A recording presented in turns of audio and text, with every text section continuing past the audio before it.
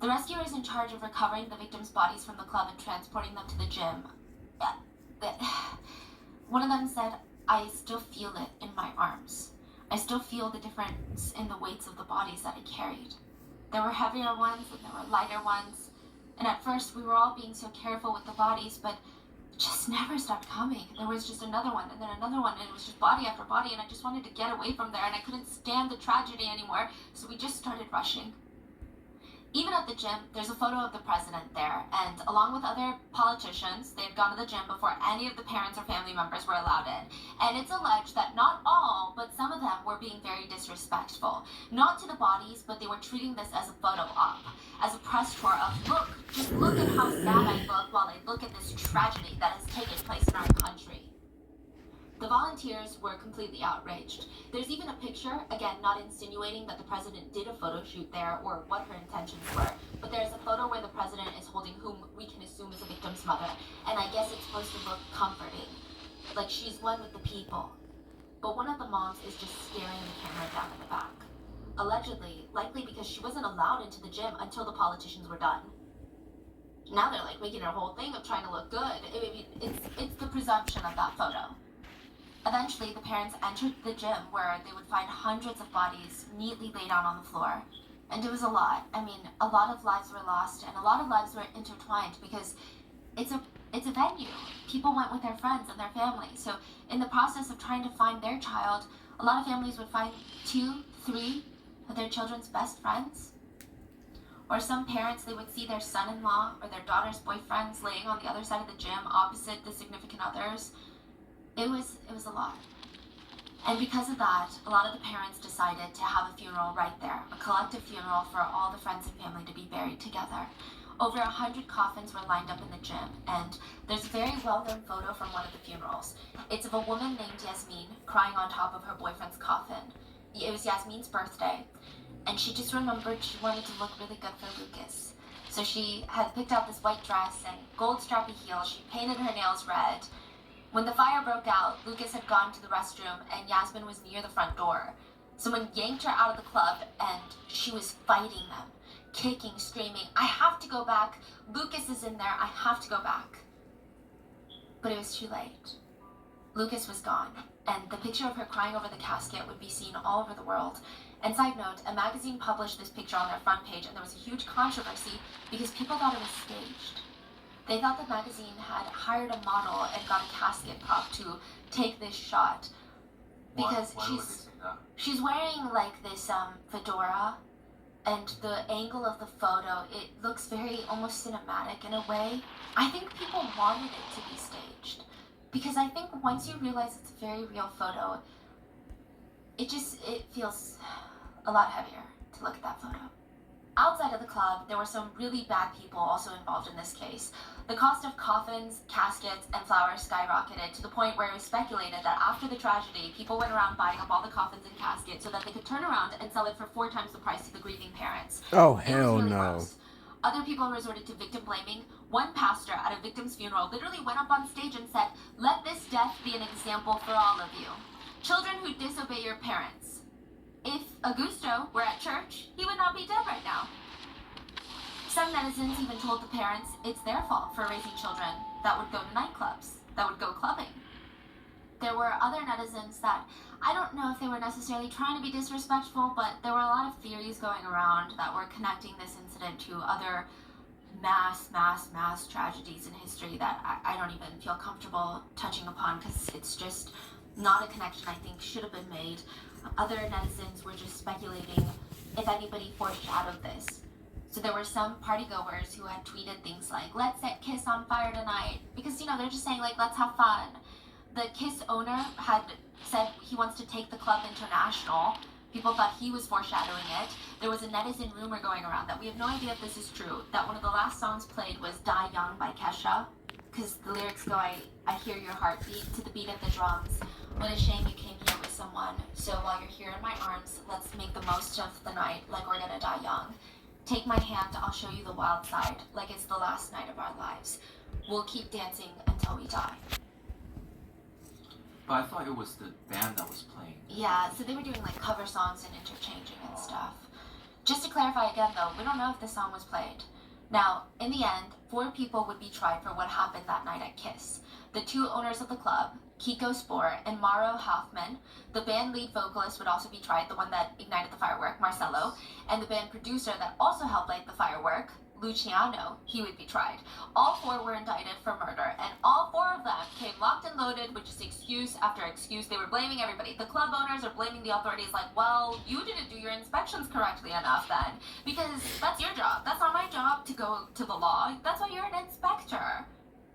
Marcelo was blaming the firework company. He was like, well, I just asked him for the firework, but he didn't give me the original box it came in. If I had read the box and said don't light it inside, then I probably would have let it inside. The owners also resorted to blaming Marcelo, and they're like, well, we don't use pyrotechnics at our club. Like, we don't do any of that. But that was a lie, because there's lots of pictures and videos of pyrotechnics being used at the club. I mean, like, most clubs use it. They put the giant sparklers in the champagne tubes, and they bring them to the VIP tables. He's like, no, we never do that. But they did. They did use them. Maybe not to that scale that Marcelo did, but they did. Side note, Kiko, the owner of the club, is a character. He did interviews during all of this where he blamed the architects, safety inspectors, basically everyone but himself. He even blamed the whole country and said it was a succession of errors made by the whole country. Yeah, he also spent a good amount of time in the interview crying about how he had trouble sleeping in jail and how he had to spend his birthday in jail, and that was rough for him. He also tried to lie and said the lights never turned off in the club, even though there's so much evidence to argue otherwise. He's like, yeah, no, the lights were always on, so they could have escaped if they really wanted to. They not the most hated people. Yeah. It was rough. It was rough. The police, ambulances, the firefighters, they were all under fire. More so the firefighters, but I would say the other groups, they got a lot of heat because they didn't have a disaster plan in that city. It was just chaos. They didn't roadblock the perimeter. They didn't do anything. The ambulances were so disorganized. They wasted so much time. They also started transporting dead bodies to hospitals. And I think in any other situation, that's such a human thing to do. And I can see why they do it, because they don't want to believe these people are dead. But the doctors told them they're dead. And there are victims that needed help. There's a man. This picture is pretty famous in association with this case. There's a picture of a man running around with a big bomb in his arms. He was just looking for any vehicle to send this man to the hospital. There were none. But he did not let this man out of his arms because he was certain that he was going to get to a hospital. But even then, it was too late. By the time he got there, he had died. And the victim's sister, Bruna, had called Ezekiel, who's the bodybuilder, and she cried and said, thank you for trying. Thank you for trying to save my brother. Furthermore, there was a lot of discourse about the firefighters at the scene during the rescue efforts. The firefighters went in depth about their rescue efforts, how it was so tough, they were understaffed, how they had not enough oxygen tanks to go in, and each oxygen tank only had 10 minutes of oxygen in there, so once they went into the club, they couldn't even see. They said the flashlights would be shining, and they can't see like an arm's length away from their face because the smoke is so thick. They said they were just trying so hard. They would stay in there even after their oxygen ran out to risk it, to save these people, to be there for everyone, because that's what firefighters do. They're hosing it down. They're axing down the walls. They were desperate, doing whatever they could. These statements would later become a huge controversy because the surviving victims, one of them, Giovanni, remember he saved his brother, yeah, he said no, none of the firefighters were actually going inside to rescue people. They were all just standing near the door. Maybe they were inside the club, but like right next to the door, grabbing bodies from the civilians who were inside saving people without any gear. Giovanni said they would just stand at the door and a civilian would run out from inside the club holding someone, and they would take that person from the civilian rescuer and let them run back inside the club. Giovanni stated that he even asked for oxygen tanks from the firefighters so that they could run back in and stay in there longer, and they refused to give it to him. And again, we don't know which side is true, but I just don't know why a survivor would have any incentive to lie about something like this. And on top of that, the firefighters would, even though they refute all these claims, they would later be tried in military court, but usually military court for situations like this is a slap on the wrist. But in the end, all 4, the 2 owners, the lead vocalist, and the band producer, they all got around 18 to 22 years in prison. That's it? Oh, you're about to be so upset. But it was immediately overturned. Allegedly, the judge kept having lunches with the jury. I don't know why, okay? No one knows why. The judge would state that they just do that. They just have lunch with the jurors. But they don't talk about the case. They said that there were guards present, and they were certain they never talked about the case. But the defense attorneys were like, that's tampering with the jury, so absolutely not. It was overturned, and since then, there has never been another trial. They're just free. What? Nothing happened to them. Yeah, it's speculated that maybe the club owners had ties to the government or something, because there's just no way this makes sense. It was one of the biggest cases in Brazil. Like, all of Brazil was hurting. I just don't see why. It doesn't... Yeah, it doesn't make sense. There's just a lot of odd connections. The main prosecutor, this is way before the fire, had been tasked with investigating the club for noise pollution and permitting, like violating permits. He ends up retiring in the middle of these investigations. His son ends up becoming the lawyer that represents the club during the permitting investigations. So the son switched side from investigating to defending? Or the prosecutor could, again, speculation, be friendly with the club and had plans to not really do anything about the breaking of the violations.